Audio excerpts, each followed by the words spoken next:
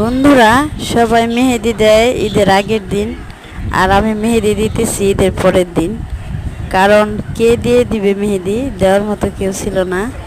তো আজকে আমাদের বাসায় আমার ভাসুর যে এসেছে, মানে আমার ভাসুরের মেয়ে ভাস্তি।